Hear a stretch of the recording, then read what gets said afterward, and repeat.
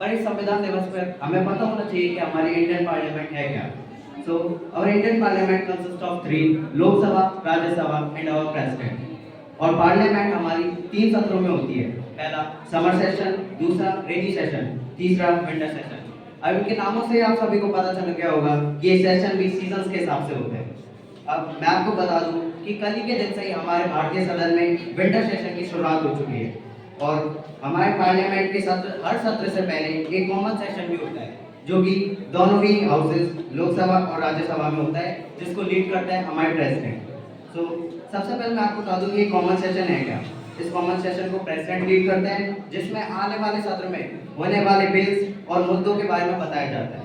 और जो majority party है जो इन इलेक्शंस को जीतती है, वो अपने मैनिफेस्टो के हिसाब से बिल्स को पेश करती है। बिल्स भी 2 टाइप के होते हैं। पहला फाइनेंशियल बिल, जिसको पहले हम लोकसभा में पेश करते हैं, उसके बाद राज्यसभा में।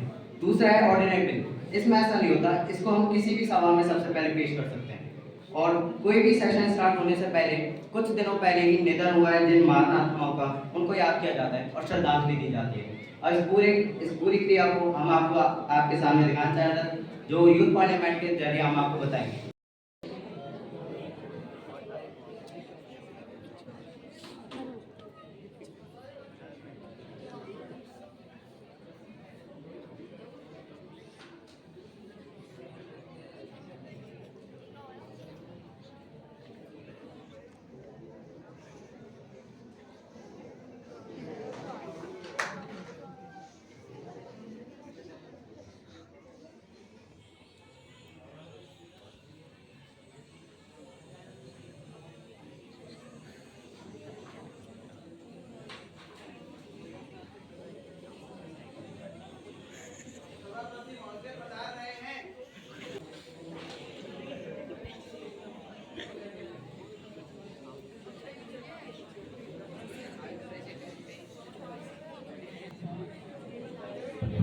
पेपर बैठ जाइए।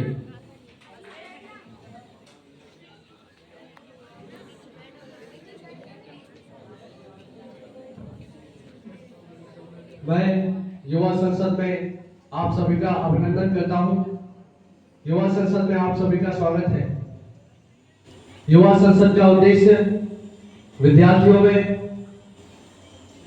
संसद प्रक्रिया को समझाना, सार्वजनिक विषयों पर रुचि बढ़ाना और दूसरों के विचारों को सम्मान देना, वाद विवाद के द्वारा अपने निर्णय लेना और सबसे महत्वपूर्ण विद्यार्थियों में नेतृत्व के गुण का विकास करना है। मुझे पूर्ण विश्वास है कि आप सभी संसद प्रक्रिया को सुचारू रूप से चलाने में मेरा पूर्ण सहयोग देंगे एवं सदन की गरिमा बनाए रखेंगे। महासचिव जी, नवनिर्वाचित सदस्यों को शपथ ग्रहण कराई जाए।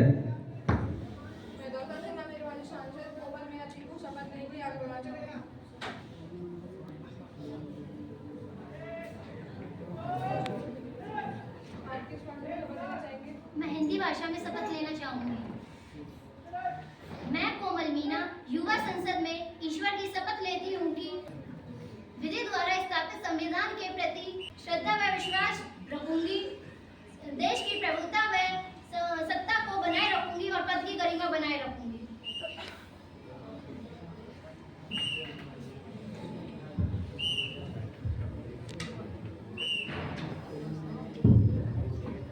आदरणीय सदस्यगण, जैसा कि आप सभी को अवगत होगा कि श्री रतन टाटा जी का 9 अक्टूबर 2024 को मुंबई में दुखदायी निधन हो गया है। मैं पूरे सदन की ओर से उन्हें श्रद्धांजलि अर्पित करता हूं। अब मैं माननीय प्रधानमंत्री जी से निवेदन करता हूं कि वो श्री रतन टाटा जी के व्यक्तित्व पर प्रकाश डालें।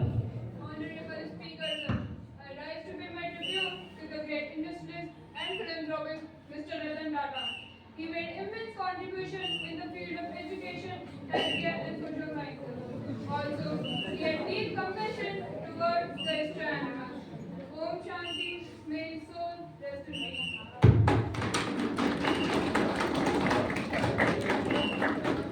नेता विपक्ष। व्यवसाय जगत के सूरज थे तुम, उगते हुए सूरज के पूरब थे तुम। भारत मान बनाने का सपना दिखाया था, अरे भारत मान बनाने का सपना सपना दिखाया था ऐसे महान इंसान की मूर्त दे दो। माननीय अध्यक्ष महोदय, मैं विपक्ष का नेता एवं समस्त विपक्ष की ओर से श्रीमान रतन टाटा जी को श्रद्धांजलि अर्पित करता हूँ। जैसा कि हमारे माननीय प्रधानमंत्री जी ने कहा कि उनके जाने से हमारे देश को सामाजिक एवं आर्थिक क्षति पहुंची है। मैं बाल्यकाल से ही उनके जीवन से बहुत प्रभावित हुआ हूँ। यद्यपि मेरे एवं रतन जी की विचारधारा में बहुत अंतर था, परंतु मुझे आज भी पता है कि गुरु द्रोणाचार्य की समान ही उन्होंने देश के युवाओं का मार्गदर्शन किया है। मैं उन्हीं के शब्दों में कहना चाहूंगा कि अच्छे लोगों का यूं तो मरना निश्चित है, पर मौत भी उनके अच्छे कार्य को मिटा नहीं सकती। धन्यवाद महोदय। अब सदन से निवेदन है कि वो अपने अपने स्थानों पर खड़े हो जाएं। श्रीमान रतन टाटा जी की आत्मा की शांति के लिए सभी 1 मिनट का मौन धारण करें। धन्यवाद। कृपया सभी बैठे। अब मैं प्रधानमंत्री महोदय से निवेदन करता हूं कि वो सभी सांसदों का परिचय करें। जैसे आप क्या कहें महोदय। सर्वप्रथम मैं अपना परिचय देना चाहूंगी। मैं खुशीगढ़ हमारे देश के प्रधानमंत्री और महिला एवं बाल विकास मंत्री के पद पर निर्वाचित हुई हूँ। श्रीमान ऋषिकेश मीना डिफेंस मिनिस्टर और पार्टी के मुख्य लीडर के निर्वाचित हुए हैं। तोमर मीना हमारी एक्सटर्नल अफेयर्स मिनिस्टर के निर्वाचित हुई हैं। अंकित कुमार मीना हमारे वित्त मंत्री के पद पर निर्वाचित हुए हैं। और श्रीमती भूमिका महर हमारे विदेश मिनिस्टर के निर्वाचित हुई हैं। महासचिव जी, आज का एजेंडा व प्रश्नों की सूची सभी में वितरित की जाए और संसद को कार्यरत किया जाए।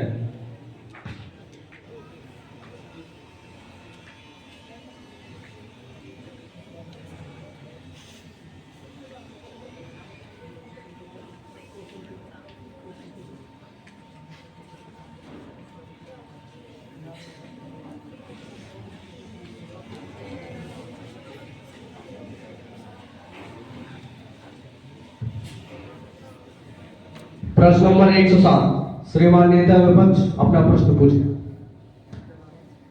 धन्यवाद अध्यक्ष महोदय। सबसे पहले तो मैं नवनिर्वाचित सांसद जो कि दौसा से है वह नए सड़क विकास मंत्री को शुभकामनाएं देना चाहूंगी। मैं आपसे एक प्रश्न पूछना चाहूंगी, क्या मंत्री जी हमें अपने देश में हुआ टैक्स को बंद कर देना चाहिए? क्योंकि आजकल तो लोग घर पहुंचने के लिए गड्ढों को याद करते हैं। यहाँ तक कि नए बने दिल्ली एक्सप्रेस में वो आके 6 मिनट दौसा में पड़ता है और अभी एक हफ्ते पहले ही उसमें नए गड्ढों का निर्माण होना भी शुरू हो गया है। आप इसके बारे में क्या कहना चाहेंगे? अध्यक्ष महोदय, विपक्ष को हरियाली आंसू बहाने के अलावा कुछ नहीं आता। मैं आपका ध्यान आकर्षित करना चाहूंगी कुछ विकास की ओर। दिन प्रतिदिन नए हाईवेज बन रहे हैं। उदाहरण के लिए मैं आपको बताना चाहूंगी नेशनल हाईवे 50। दिन प्रतिदिन हमारा देश आधुनिकीकरण की तरफ बढ़ता जा रहा है और इसी की तहत एक स्कीम है मनरेगा, जिससे न केवल हमारे देश का नवीनीकरण होगा बल्कि बेरोजगारी को एक नया रोजगार भी मिलेगा। और हमारे जयपुर B2 बाईपास पे एक क्लोवर लीफ का निर्माण हुआ है, जहाँ पे खड़े होकर विपक्ष के नेता भी एक बार के लिए सोचेंगे हम इंडिया में है या जापान में। और रही बात गड्ढों की, तो इस वर्ष भारी वर्षा के कारण गड्ढे और भी गहरे हो गए, लेकिन उन पर भी मनरेगा के तहत कार्य किए जा रहे हैं। प्रश्न नंबर 108, श्रीमान नेता विपक्ष अपना प्रश्न पूछे। धन्यवाद अध्यक्ष महोदय। मैं अपना प्रश्न एक कहानी के माध्यम से प्रस्तुत करना चाहूंगा।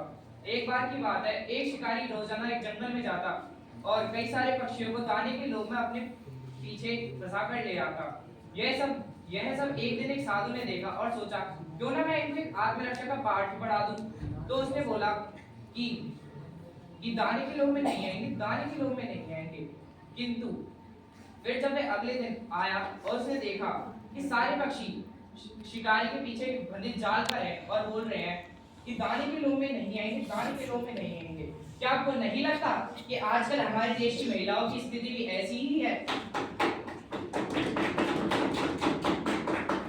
प्रश्न नंबर अध्यक्ष महोदय, मैं आपको और इस सदन को याद दिला दूं कि हम उस देश में हैं जहाँ एक महिला प्रधानमंत्री रह चुकी है और वर्तमान में एक महिला प्रधानमंत्री अर्थात मैं आपके सामने खड़ी है। और हमारी सरकार इस बात पे विश्वास रखती है जो कि यज्ञ नार्यस्तु पूज्यन्ते निर्मन्ते तत्र देव। इसका अर्थ है और जैसा कि मेरी शिक्षा ने भी भुगता दी ने कहा कि पुरुषों के लिए आरएसएस है और उसी प्रकार महिलाओं के लिए भी आरएसएस है, लेकिन क्या किसी महिला को उसके बारे में पता है? तो मैं आपको बता दूं कि जिस प्रकार महिलाओं के लिए आरएसएस है, उनके लिए महिलाओं को निरंतर रूप से जागृत किया जा रहा है। और मेरे विचार से विद्यार्थियों को बाल स्तर पर विकट एवं बैठक और आपातकालीन स्थितियों में किस तरह से प्रतिक्रिया देनी चाहिए, वो भी विद्यार्थी को स्कूल में ही बताया जा रहा है। और मेरे विचार से महिलाओं को सचेत करने के लिए हमारी सरकार की तरफ से प्रथम चरण है। प्रश्न नंबर 109 श्रीमती नेता विपक्ष अपना प्रश्न पूछे। माननीय अध्यक्ष महोदय, मैं हमारे देश के आर्थिक विकास मंत्री को अपने देश के गरीबों की ओर से एक प्रश्न हाजिर करना चाहूंगी। क्या आप बता सकते हैं मंत्री जी कि आज भी हमारे देश में ऐसे कितने लोग हैं जो कि अपनी रातों को बिना फुटपाथ पर सोए गुजार पा रहे हैं? हाँ, मैं छत्तीसगढ़ और बिहार जैसे ही राज्यों की बात कर रही हूँ जो कि भारत की सबसे अधिक बीपीएल जनसंख्या को अपने साथ लिए चलते हैं। पर छोड़िए इन बातों से आपको क्या, आप तो बस अपनी जेबों को भरने से ही फुर्सत नहीं है। इसी बात पर मैं कुछ कहना चाहूंगी। हम आईने को ही रोशन करने चले, अरे हम आईने को ही रोशन करने चले, जिनसे उम्मीद थी उन्हीं से डरने चले। जिनके हाथों में थे चिराग जलने के, वो ही हवाओं का रुख बदलने चले।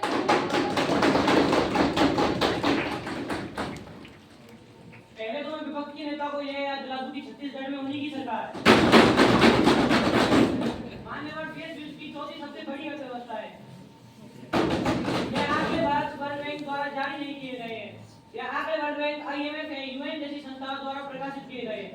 और रही बात भारत के गरीबों की, तो भारत सरकार ने गरीबों को स्तर को बढ़ाने के लिए कई सारी योजनाएं चलाई है, जिसमें स्किल इंडिया योजना, मेक इन इंडिया योजना, PM जन धन योजना, PM कौशल विकास योजना आदि योजना को चलाया गया है। PM आवास योजना के जरिए कई सारे बीपीएल परिवारों को आवास की सुविधा उपलब्ध करवाई गई है एवं PM जन धन योजना के जरिए कई सारे परिवारों को न्यूनतम खाते खुलवाए गए हैं, जिनसे भारत सरकार की योजना का लाभ सीधा उनके खाते में पहुंच सके।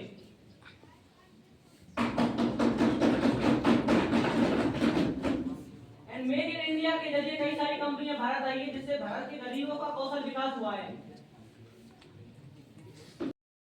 किया है, सुधार का काम क्या है, अब भी है आराम। अरे हमने ही तो अपने लोगों के लिए योजनाएं चलाई है।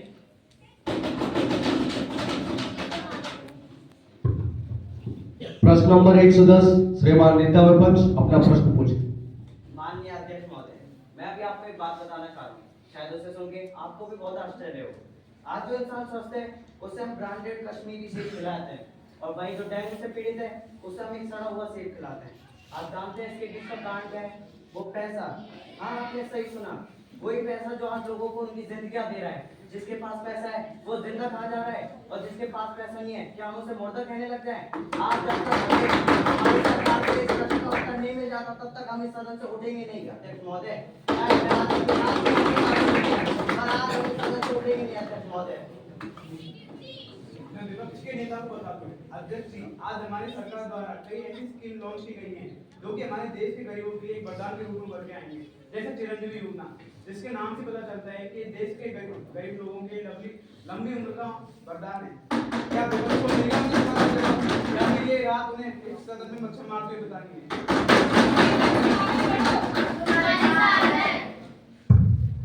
प्रश्न नंबर 111 श्रीमान नेता विपक्ष अपना प्रश्न पूछे। हर कदम से बढ़ती है भारत की शान, हर कदम से बढ़ती है भारत की शान, विदेश द्वारा से बनते हैं नए आयाम। यह बात हो विकास की और व्यापार की, हमारे प्रधानमंत्री का दौरा है देश के नाम। माननीय अध्यक्ष जी, आपको ये बता दूं कि हमारे प्रधानमंत्री विदेश दौरे राष्ट्रीय और अंतर्राष्ट्रीय स्तर पर करते हैं। वो भारत की छवि को सशक्त बनाने एवं कूटनीतिक संबंधों को मजबूत कराने के लिए करते हैं। और इससे न केवल हमारे भारत की अर्थव्यवस्था में बल्कि सांस्कृतिक, व्यापारिक एवं सामाजिक संबंध भी मजबूत होते हैं। वही बात चाइना और पाकिस्तान की, इनके साथ हमारे सीमा विवाद के कारण संबंध अच्छे हैं। प्रश्न नंबर 112 श्रीमती नेता विपक्ष अपना प्रश्न पूछे। शिक्षा पाना सबका ही अधिकार बेकार है, बिना शिक्षा मानव जीवन बेकार है, बिना शिक्षा मानव जीवन बेकार है। शिक्षा को भी अलग अलग में बांट दिया, शिक्षा को भी अलग अलग में बांट दिया। अरे ये कैसी एकताहीन सरकार है, कैसी एकताहीन। एक देश एक शिक्षा। अध्यक्ष महोदय, आज हमारे देश की सरकार समानता के लिए बहुत अच्छा कार्य कर रही है, पर क्या ये समानता विश्व की सबसे महत्वपूर्ण वस्तु शिक्षा में रह रही है? आज हर राज्य की अपनी एक अलग बोर्ड है और देश की भी अपनी एक अलग बोर्ड है, जैसे कि सीबीएसई। आज की सरकार डिमांड तो यूनिफॉर्म सिविल कोड की कर रही है, पर क्या ये समानता शिक्षा के मामले में कहाँ चली गई?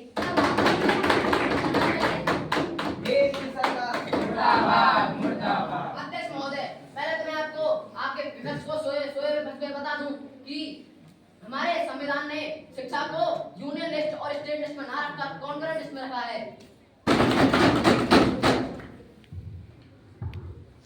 सरकार द्वारा संसद के समक्ष एक बिल रखा गया है। मैं महासचिव जी से निवेदन करता हूं कि इसकी जानकारी सभी में वितरित की जाए।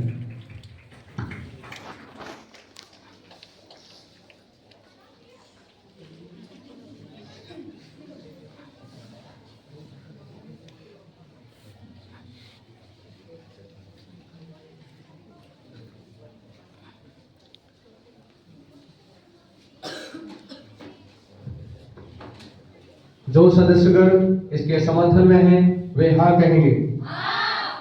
जो सदस्यगण इसके विरोध में हैं वे ना कहेंगे। मेरे अनुसार हाँ कहने वाले अधिक हैं, इसलिए यह बिल पारित किया जाता है। धन्यवाद।